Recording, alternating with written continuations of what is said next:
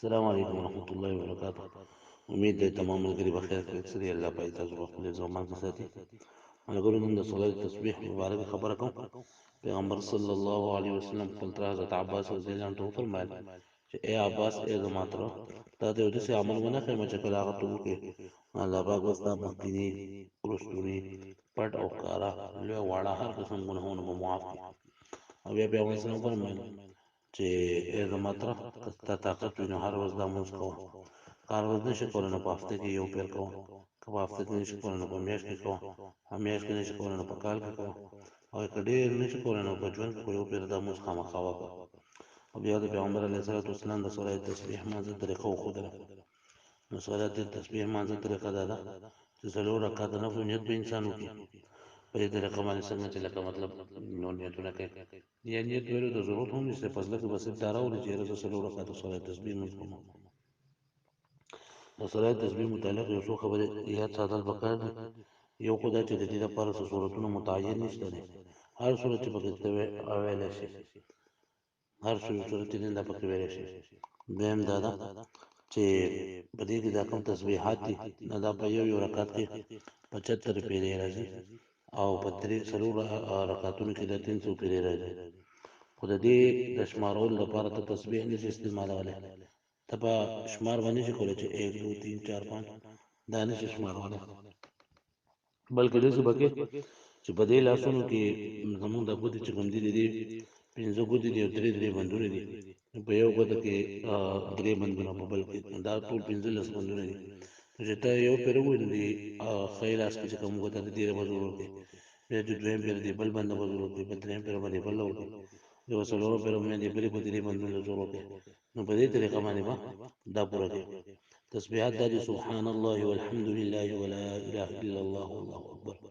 دا موږ په دوو طریقو سره دلته دا کم تصویر چې ما تاسو درکړو په دې کې دا دوه طریقې لیکلي، خو دا کم دویمه طریقه ده دا اسانه ده.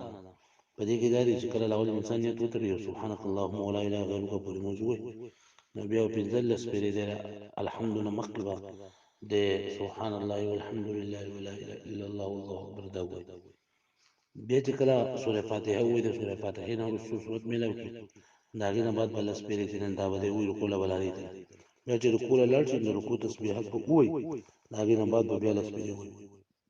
بیا چې کله د رکوع نه دی راپاڅي سمع الله لمن حمده ربنا لك الحمد ووایي نو بیا به لس پیرې ووایي. بیا چې سجدې له لاړ شي نو په سجده کې چې کله تسبیحات ووایي د هغې نه وروسته به لس پیرې ووایي.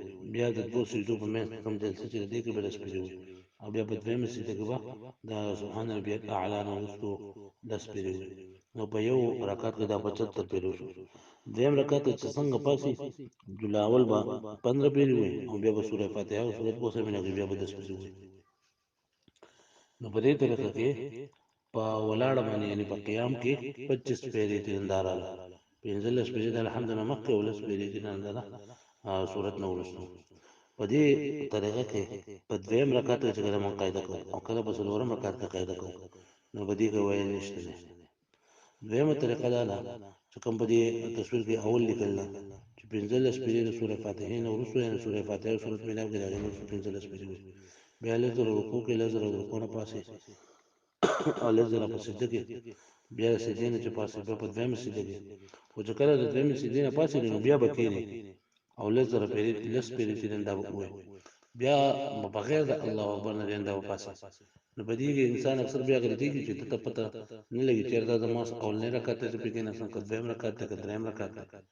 نو په دې صورت کې په قاعدو کې چې نن دا بیا ویل شته چې کله دویم رکعت نه پاسې دویم سجدې نه نو بیا به لس پیرې به وایي.